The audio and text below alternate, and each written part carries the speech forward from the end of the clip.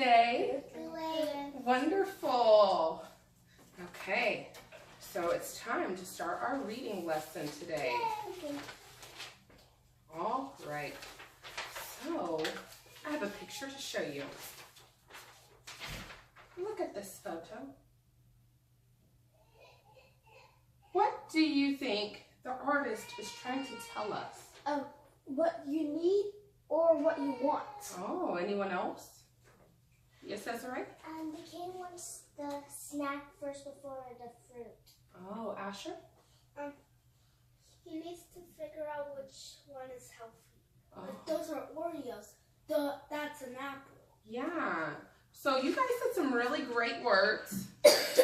Needs and wants, right?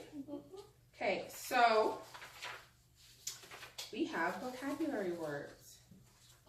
Wants. Things we don't really need but would like to have. And needs. Who can read this one?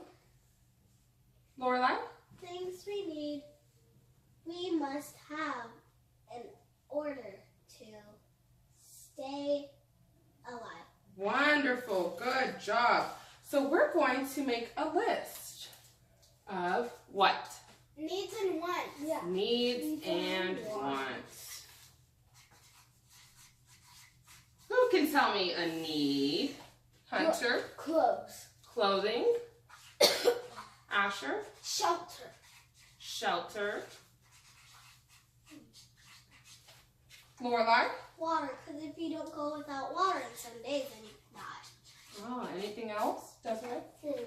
Food, okay. Well, in that picture, they were both food. But there's one thing, the snack is not healthy, you want it, but the apple is healthier. Oh, so we want healthy food. Healthy. Okay, who can tell me a want? Asher. A toy robot. Toy robot. Hunter. Cookies. Cookies. Lorelai. Sugary snack. Sugary snack. Hunter. Candy. Candy. So these are all food. Does anyone know any other wants? Asher. Video games. Video games. Okay, so if we don't have any of the things in our wants, can we still survive? Yes. Ah, very good. So we're going to read this quick book, Needs and Wants. This is called informational nonfiction. Okay? So that means what? It's real. It's real things. And it gives us information. Information. Okay. And it's informing us. Informing us, great. So Needs and Wants, written by Jordan Fujioka and illustrated by Loretta Lustig. And you all have this book in front of you, so follow along, okay? It looks like my name. It does look like your name. We all need things. We need food, water, and air. We need a home and clothing too. We all want things. We want things that make us happy. We want things that are fun. Okay. Erin needs water to drink. She wants a glass of lemonade. Does she need the lemonade to survive? No. But do you need water to survive? Yes. Oh, so this is some evidence that supports our ideas, right? Okay, let's see if we find more evidence. Jacob needs food to eat. He wants pasta for dinner. Erin needs a warm coat for the winter. She wants a long red coat. Jacob needs air to breathe. He wants some wind to fly his kite. Erin needs to stay safe from the storm. She wants to go under her bed. Jacob needs a way to get to school. He wants a new bike. Erin needs to read a book for school. She wants to read a funny book. It's called education. Education, thank you, Asher. What kind of things do you want? Yes, Asher? More grocery gangs. More grocery games. Lorelai? A Hatchimal. A Hatchimal. Do you really need those things? No. No. Okay. So did we find some evidence to support what we were saying? Yeah. Yeah, we We did. forgot to add something on there. Oh, what would you like to add? Transportation. Air and transportation. Education too.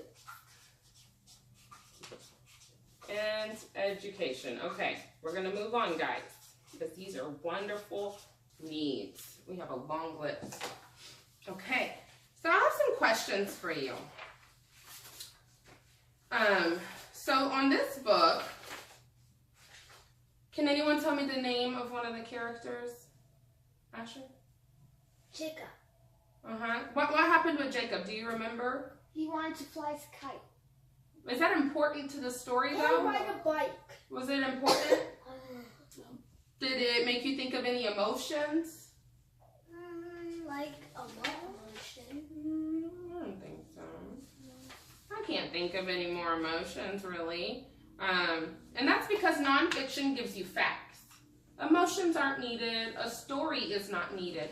If we read these pages in a different order, like if we said, Erin needs water to drink, she wants a glass of lemonade, we all want things. You want things that make us happy. We want things that are fun. I read it backwards, but does it still make sense? Yeah.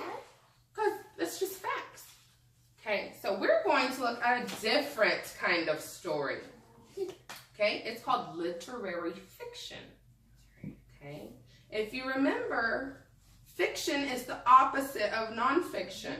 It doesn't give us facts. It doesn't give us facts, it gives us a story. And it's fantasy. It can be fantasy, So, but before we begin, there's 2 new words that I want to discuss with you.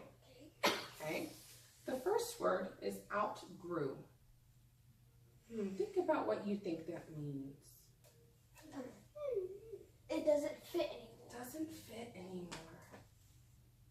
My son's name is Asher. He is a 1st grader, like all of you guys. That's all me. are my 1st grade class. That's me. Do you think you guys can still fit these pajamas? No.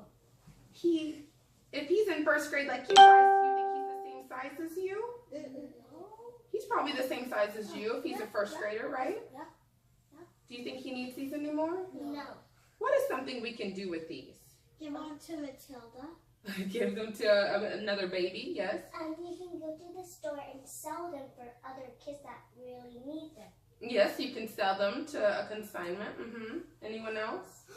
Asher? You can use a garage sale. A garage sale, or we can donate them to a place called the thrift store. That's where people that wear the clothes and they don't need any of them, or if they don't want any of them anymore, or if they outgrow them, they sell them to the thrift store. Oh, you donate them. You don't sell them. You just give them, and then the thrift store can sell them to people. Do you think it costs the same amount of money at the thrift store that it does if you buy it brand new at a store? No. No, because someone else already used it, right? How many of you in here have something from the thrift store? Your red shoes? Oh yeah. Yeah? You have things from the thrift store too? My silver Nike. Oh, you sure do. Okay. All right, so we are going to read this book called Those Shoes. And looking at the cover, I think that this is probably going to be about shoes. That he wants. Because it's in the title. I see a big shoe here. And look, these shoes match. But they don't match someone. Who do they not match? That kid. The kid over here, yes, Asher? That little kid. Yeah. So looking at the cover, hold on please. Looking at the cover, who do you think the main character is? that kid that doesn't have the same shoes. The kid without the same shoes? Do you feel any emotions when you look at this picture? What emotions do you feel, Lorelai? Sad. And those boys are happy, but he looks like he wants those shoes. Yeah, so with fiction, we normally get some emotions.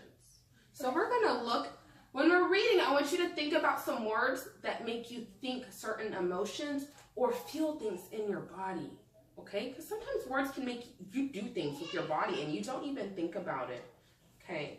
So we have Those Shoes by Maribeth Boelts, illustrated by Noah Z. Jones. I have dreams about those shoes. Black high tops, 2 white stripes. So I'm thinking, hold on please. I'm thinking that my first thoughts about the cover is probably correct because it says right there, I'm dreaming about those shoes. So we were pretty on point when we made a guess based on the cover, right? A hypothesis. We made a hypothesis. Okay, let's see. Grandma, I want them. There's no room for want around here. Just need. I see 2 of our vocabulary words. Want and need. Good job. What do you think Grandma means by there's no room for want? You don't need them, so you don't need to buy them. Yeah, but sometimes can we buy things that we want sometimes? Yes. Yeah, but if she says there's no room for want, what does that kind of make us think? I have no idea. Asher, do you have an idea? Sad. Makes you feel sad, yeah. Maybe they can't afford to buy them. Oh yeah. Yeah. Maybe they don't have enough money. They might not have enough money. Yes, Asher. The shoes with the 2 white stripes look like mine. They do. Okay, so just need, Grandma says. And what you need are new boots for winter. Brandon T comes to school in those shoes. He says he's the fastest runner now, not me. I was always the fastest before those shoes came along. Nate comes to school in those shoes. Antonio and I count how many times Nate goes to the bathroom. 7 times in one day, just so he can walk up and down the hall real slow. Next, Alan, Jacoby, and Terrence each get a pair. I'm getting some very strong emotions. What emotions are you seeing here, Desiree? He's feeling sad. Asher? Surprised that everyone else is wearing those shoes. He's a little surprised because everyone's getting them. And sometimes when someone has something that you wish you had, it makes me feel something else. Jealous. Do you ever feel jealous? Yeah. Yes, there are. He's not the only boy that has not those shoes. That boy doesn't. Good. Or that boy. That's the same boy, but yes, he doesn't, and that's a very good observation. Let's keep going. Then one day in the middle of kickball, one of my shoes comes apart. Looks like you could use a new pair, Jeremy, Mr. Alfrey, the guidance counselor says. He brings out a pair of shoes and other stuff he has for kids who need things. He helps me find the only shoes that are my size. Velcro. Like the ones my little cousin Marshall wears. They have an animal on them from a cartoon I don't think any kid ever watched. Do you know what Velcro is? This is a new vocabulary word. Velcro is... Desiree? Velcro's like you take off and you put on easy. Yeah, it's easy. So why does that make him upset that the shoes have Velcro? Why do you think? Look at your shoes. Y'all have shoes on? No one has shoes on. What do your shoes look like? Do you have Velcro or do you have laces? Laces. Think. Who has Velcro shoes? Little kids. Little Because kids. they can't tie. Because they can't tie. So he's feeling like what? Now that he's feeling a little bit like a little kid because he has to wear Velcro shoes. Very good thinking. Great job, friends. When I come back to the classroom, Alan Jacoby takes one look at my Mr. Alfred shoes and laughs. And so do Terrence, Brandon T, and everyone else. The only kid not laughing is Antonio Parker. Yes, Asher? The white shoes look like my silver ones. They do. At home, Grandma says, "How kind of Mr. Alfred." I nod and turn my back. Hold on. I'm not going to cry about any dumb shoes. But when I'm writing my spelling words later, every word looks like the word shoes. And my grip is so tight on my pencil, I think it might bust. Oh, does that make you guys think anything? Yeah. Does it make you feel anything? Mad? Makes me, yeah, he's probably mad. Let's look at the word grip. This is going to be another vocabulary word. So I'm getting the word grip. Looks like the word shoot. And my grip is so tight on my pencil, I think it might bust. What does grip mean? Yes, that's right. I'm grabbing hard and Grabbing it might hard. break it. When I read this, do you know what my hands do? They automatically tighten. And I don't even realize it because the author is doing such a good job at pulling emotions. Let's keep going, friends. The person that's not laughing is the only one that doesn't have the same shoes as everyone Very else. good, very good. On Saturday, Grandma says, "Let's check out those shoes you're wanting so much. I got a little bit of money set aside. Might be enough. You never know." At the shoe store, Grandma turns those shoes over so she can check the price. When she sees it, she sits down heavy. "Maybe they wrote it down wrong," I say. Grandma shakes her head. Did you see that? My head automatically started shaking. Okay, now whenever you guys feel something physically or you think a mental image, raise your hand and we'll talk about it, okay? Oh, then I remember the thrift shops. We know that word. Yeah.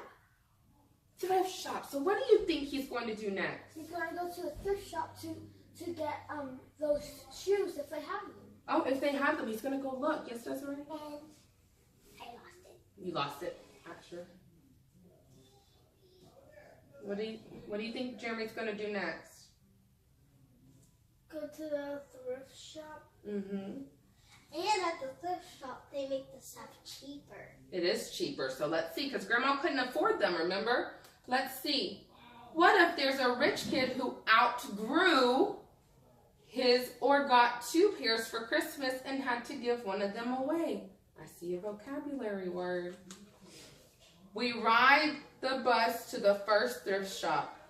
Black cowboy boots, pink slippers, sandals, high heels, every kind of shoes except those shoes. Oh, except the ones I want. We ride the bus to the second thrift shop. Not a pair of those shoes in sight. Around the corner is the third thrift shop. I see something in the window. Yes, Asher? When he didn't have those shoes, he felt a lot miserable. Yeah, he felt miserable. That's a good one. Hold on, let's see. Oh, Lorelai, yes. I think it's the shoes that he wants. Oh, black shoes with 2 white stripes, high top, perfect shape, $2.50. Those shoes! He found them. My heart is pounding hard as I take off my shoes and hitch up my baggy socks. How exciting, Grandma says. What size are they? I shove my foot into the first shoe, curling my toes to get my heel in. I don't know, but I think they fit. Did anyone get a physical reaction or a mental image? Yes, Desiree? He's excited. He's excited, yes? Maybe they fit and he's really, really excited and happy. Yeah. Asher? Amazed. Amazed Hunter. He curled his. I think he curled his foot so his foot could actually fit in. Oh, so what does that make you think? Is it the right size? No. Oh, let's see. Let's see. Grandma kneeled on the floor and feels for my toes at the end of my shoe. Oh, Jeremy, she says, I can't spend good money on shoes that don't fit. So I want you to think about this. Grandma's having to make a choice, isn't she? Why doesn't she want to buy the shoes that Jeremy found? Yes. Because they're too small and she doesn't want to waste all her money on those shoes that can't fit him and they might hurt his feet. Yeah, and this is a really good event. This is an important event in the story, right? See, that's a little different than nonfiction. Okay, let's go. I pulled the other shoe on and tried to walk around. They're okay, I say, holding my breath and praying that my toes will fall off right then and there. But my toes don't fall off.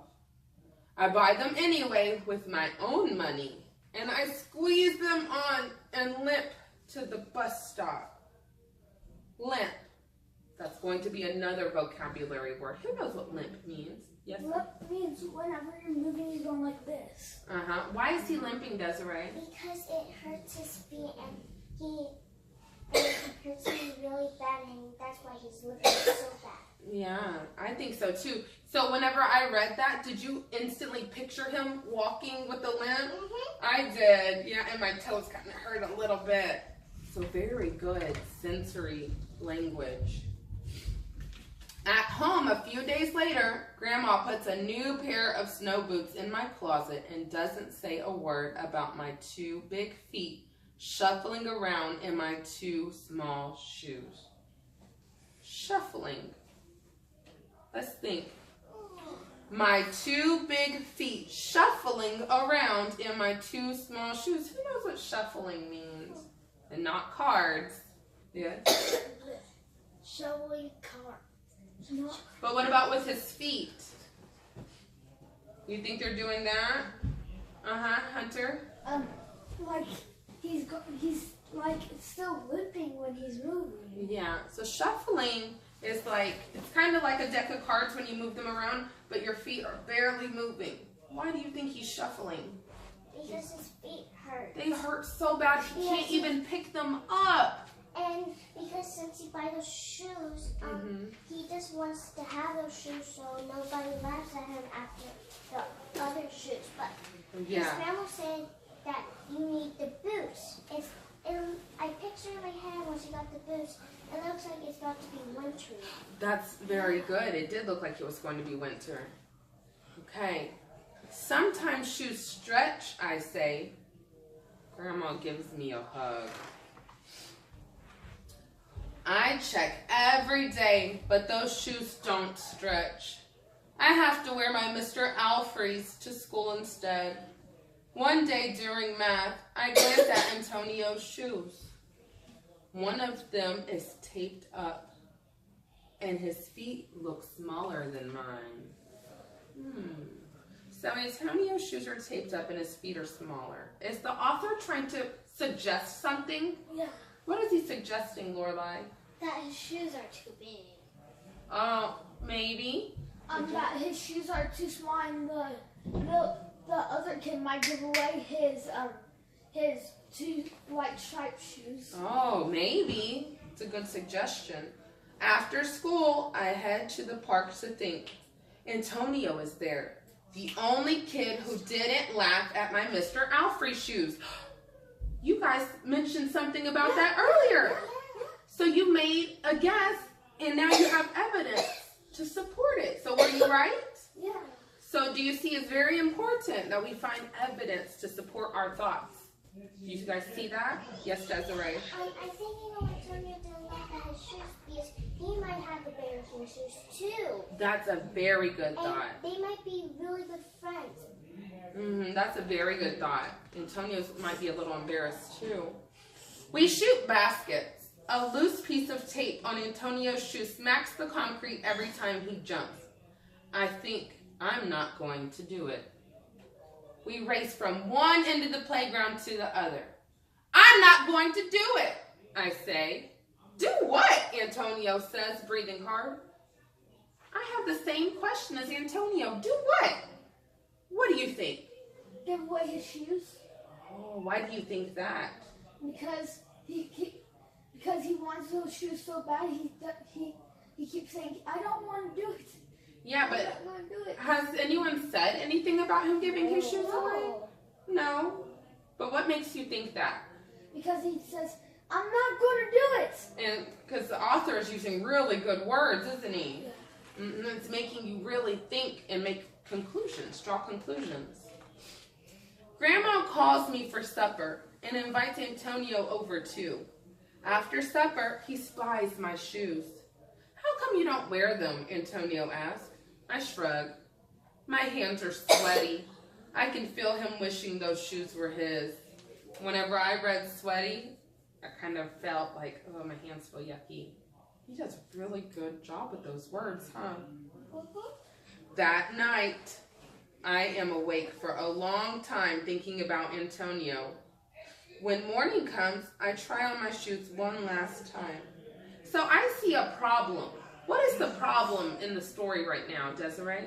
The problem is that the shoes can't fit, but he's going to try one more time. Yeah, Hunter, do you have something to add? He won't give his shoes away, but they don't fit him. Yeah, so his problem is that he has shoes that don't fit. Do you agree? Does everyone agree? Thumbs up if you agree. Yes? Okay. Before I can change my mind, the shoes are in my coat. Snow is beginning to fall as I run across the street to Antonio's apartment. I put the shoes in front of his door, push the doorbell, and run. This is another good event, don't you think? Very good event. Because he finally gave him away. Okay, so does Jeremy still have a problem? No. No? What do we call it? When the solution. A solution. So now Jeremy has a solution. What did he do to solve this problem? Give away his shoes. Lorelai?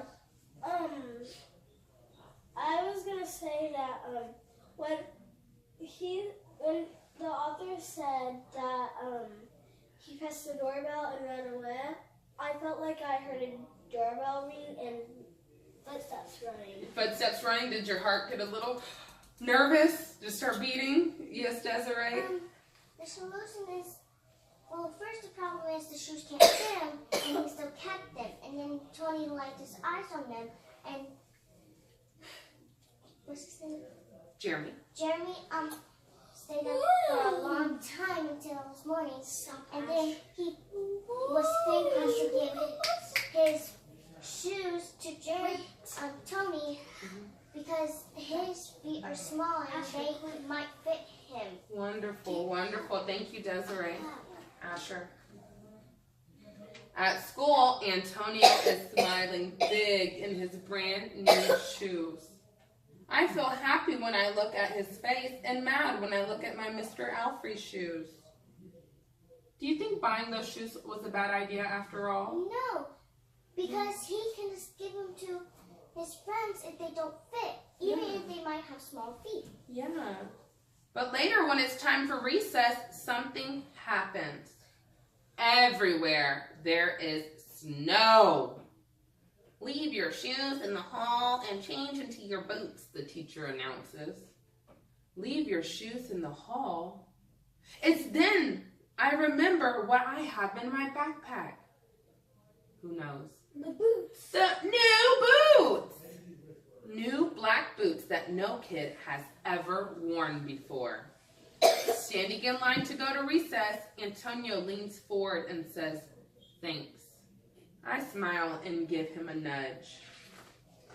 Oh, I wonder what a nudge. Let's race. Oh, good question. What do you think a nudge is? Like that? Yeah. Nudge them, like, forget about it. Nudge, nudge. Have you ever nudged someone? Yeah. Yeah? You just didn't know what it was? Yeah, so that's a nudge. Let's race. So let's think. Was Grandma right in the beginning when she said Jeremy needed new winter boots? Yeah. Yeah, you agree? Do you think Jeremy would have been able to race in the snow if he didn't have those boots? Yeah, because the snow might be very big, but the boots are taller, and the small shoes that aren't like boots, they can get stuck.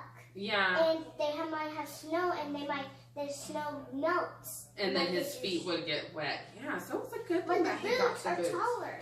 Yeah. And they can't. Very good. So what we're going to do is we're going to think back to the nonfiction book that we read.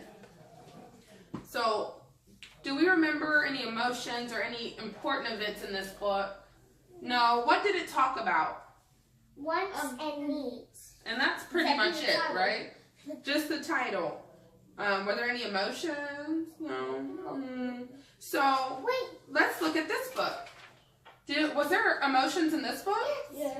Were there characters? Yeah. Was there a problem and solution? Yes. Was there a beginning, middle, and end?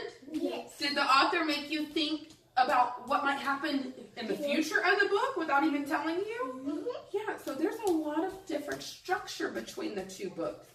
So now we are going to do a chart where we use text clues combined with things we already know to draw a conclusion.